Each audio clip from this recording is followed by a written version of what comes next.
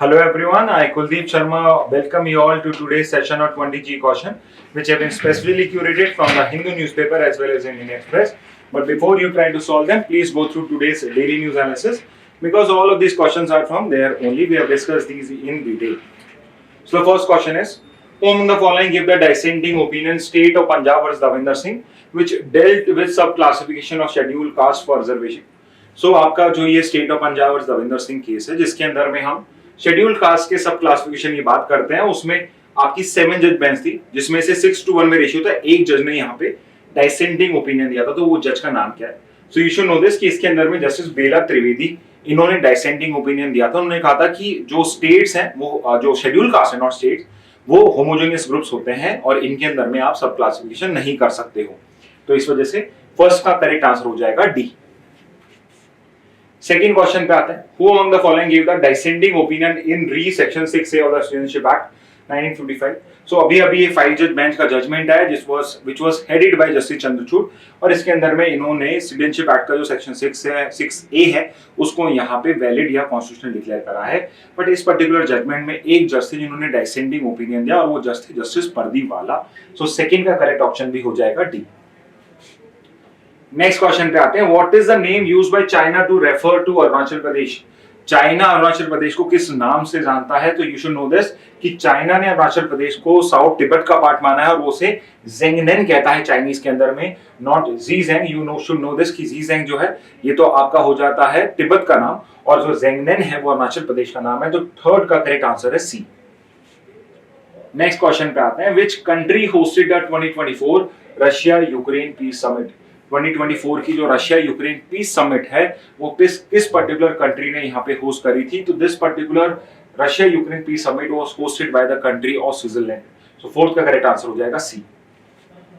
Next पे आते हैं, what is the longitude of India standard meridian? So ये एक टाइम जोन्स पे जो क्वेश्चन आपने पूछा था उसके रिगार्डिंग आई थॉट कि एक क्वेश्चन यहाँ पे भी फ्रेम करना चाहिए। सो इंडिया की जो standard meridian it passes through Mirzapur which is very near to Allahabad in UP, और वो पास होती है 82 डिग्री 30 मिनट्स ईस्ट से, और इसी को ही हम हमारी स्टैंडर्ड मेरिडियन डिक्लेयर करते हैं। Okay, Next question, in which year was the Competition Commission of India established? So Competition Commission of India का establishment year, if you go to their official website, it would turn out to be 2003. So the correct answer 6 is also going to be B. Next question पे आते हैं, Depsang plains are strategically significant region is located in which Indian UT और state?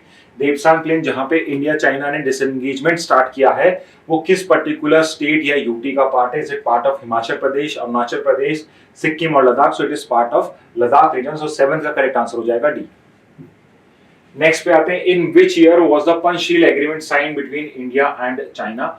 Panchsheel agreement जो है जहां पे हम mutual cooperation और नॉन इंटरफेरेंस के ऊपर पे हमने 5 आपके प्रिंसिपल्स को एग्री करा था बिटवीन इंडिया एंड चाइना, वो किस ईयर में आप इंडिया और चाइना साइन किया था? सो वो साल था 1954 या 1954। So the correct answer, in which year was the Panchsheel agreement sign? It is 1954। The correct answer for it is going to be C.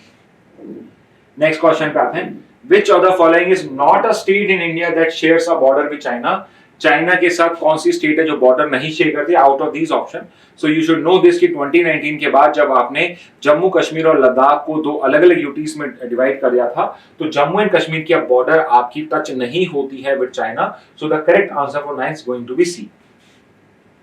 Next question पे आते हैं, the anti defection law in India was enacted through which constitutional amendment? So anti defection law originally आपके constitution का part नहीं था, ऐसा कोई law भी नहीं था जो एंटी डिफेक्शन लॉ से डील करता हो, बट आपने 1985 में एक पर्टिकुलर कॉन्स्टिट्यूशनल अमेंडमेंट करा जिससे आपने एंटी डिफेक्शन लॉ को इनकॉर्पोरेट करा एक पर्टिकुलर शेड्यूल के अंदर में, और वो पर्टिकुलर कॉन्स्टिट्यूशनल अमेंडमेंट था 52nd constitutional amendment act. So the correct answer for 10th is going to be C.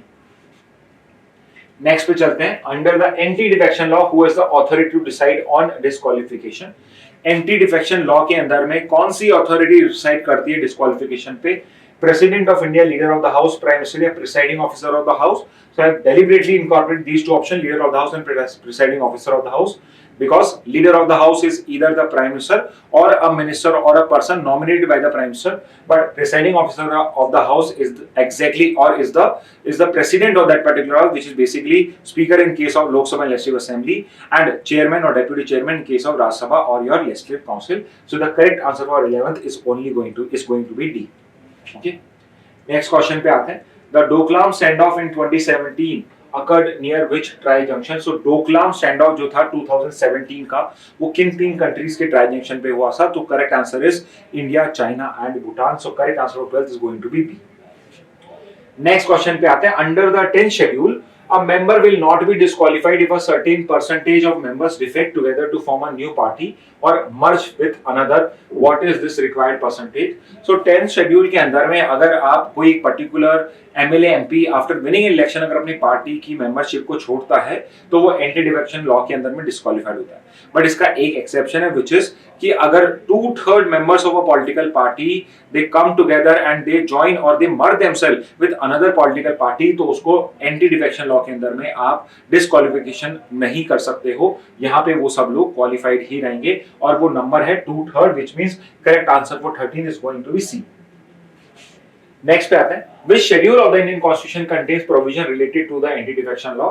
So कौन से शेड्यूल के इंडियन कॉन्स्टिट्यूशन में आपको एंटी डिफेक्शन लॉ के बारे में इंफॉर्मेशन मिलेगी? सो वो शेड्यूल जो डील करता है एंटी डिफेक्शन लॉ से वो है आपका 10th schedule of the constitution. So the correct answer for 14 is going to be C. Next question पे आते हैं. What is the primary habitat of the green Indian bustard? तो ये हमने आज डिस्कस भी किया है कि ग्रेट इंडियन बस्टर्ड जो होते हैं वो किस टाइप के रीजन्स में आपको मिलेंगे. क्या वो डेंस फॉरेस्ट में रहते हैं, माउंटेन्स में रहते हैं, आपके वेटलैंड्स में रहते हैं, या वो ग्रासलैंड स्क्रबलैंड्स में मिलेंगे. So you should know this कि जो great Indian bustard which is a very heavy bird, it usually और it majorly lives in your open areas, जो आपके ग्रासलैंड या प्लेन एरियाज होते हैं वहां पे होते हैं. So the correct answer 15 is going to be D. Okay, so 15 का आंसर हो जाएगा डी. नेक्स्ट पे आते हैं. What is the current conservation status of the Great Indian Bustard as per the IUCN Red List? So we have discussed this also कि currently India के अंदर में ही आपको Great Indian Bustard मिलता है. स्पेसिफिकली वाइल्ड में सिर्फ वही मिलता है और ऐसे सिर्फ 150 ही स्पीशीज हैं इस पर्टिकुलर बर्ड के. और ये जो पर्टिकुलर बर्ड है अंदर in the Red Book of your IUCN, it has been categorized as a critically endangered species. So the correct answer for 16 is going to be D. Next question पे आते हैं. Which landmark judgement recognise the right to euthanasia in India? So right to euthanasia जो है which is basically the right to passive euthanasia in India, ये किस particular judgement में recognise किया गया था? सो 2011 का ये जजमेंट है जिसका नाम है Aruna Shanbaug versus union of India. तो वो करेक्ट आंसर जो 17 में है वो हो जाएगा आपका ए. नेक्स्ट में आते हैं. Who is the current chancellor of Germany as of 2024? Chancellor, Germany का चांसलर कौन है? So just like we have prime minister in India, the highest position in Germany always president, but chancellor is also a very important post और वो भी equivalent होता है just like prime minister. तो वो भी जितने भी एग्जीक्यूटिव डिसीजंस होते हैं इंपॉर्टेंट, उसके लिए चांसलर रिस्पांसिबल होता है. एंड करंटली जो जर्मनी के चांसलर वो इंडिया को विजिट कर रहे हैं और उनके साथ हम we are going to enter into many such agreements जो इंडिया जर्मनी रिलेशंस को और बेटर कर सकते हैं. And they might also help us to find out certain solution for different kind of wars going on specifically in Europe and Middle East also. So currently जो German chancellor India को visit कर रहे हैं उनका नाम है Olaf Scholtz. तो 18 का करेक्ट आंसर हो जाएगा B. Okay, Angela Merkel was the previous German chancellor. Next question पे आते हैं. Which ministry in India is responsible for the national mission for manuscripts?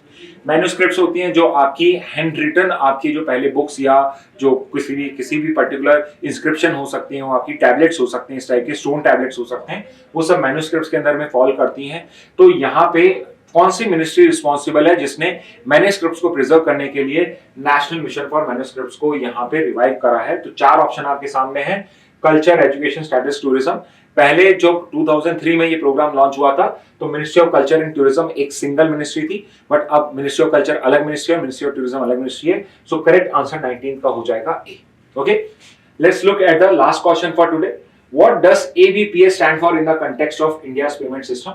सो ये पर्टिकुलर क्वेश्चन जो है ये इसलिए ड्राफ्ट किया गया बिकॉज अभी एक रिपोर्ट आई है जिसमें इट हैज बीन रिपोर्टेड कि आपके नरेगा स्कीम के अंदर में से 84 लाख जो वर्कर्स है उनका नाम डिलीट कर दिया गया and one of the reason pointed out is कि बिकॉज उनका नाम जो है वो एबीपीएस में इनकॉर्पोरेट नहीं हो पा रहा था, तो इस वजह से आपके जो गवर्नमेंट एम्प्लॉयज हैं या जो ऑफिशियल्स हैं उन्होंने इन नाम को डिलीट कर दिया because they want to keep a 100% record in case of this matching of ABPS and NREGA.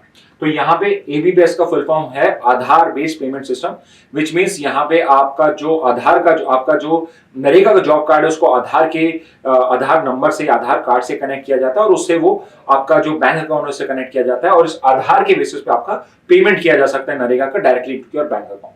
तो इस पर्टिकुलर एबीपीएस का फुल फॉर्म है Aadhaar based payment system. So the correct answer to 28 is going to be B. Okay, student, with this we are done for this with this 20 GK question. I hope this initiative is useful to you all. In case you have any feedback, any doubt, you can mention it in the comment box. Okay, so that's it from my side. Thank you and have a very nice day.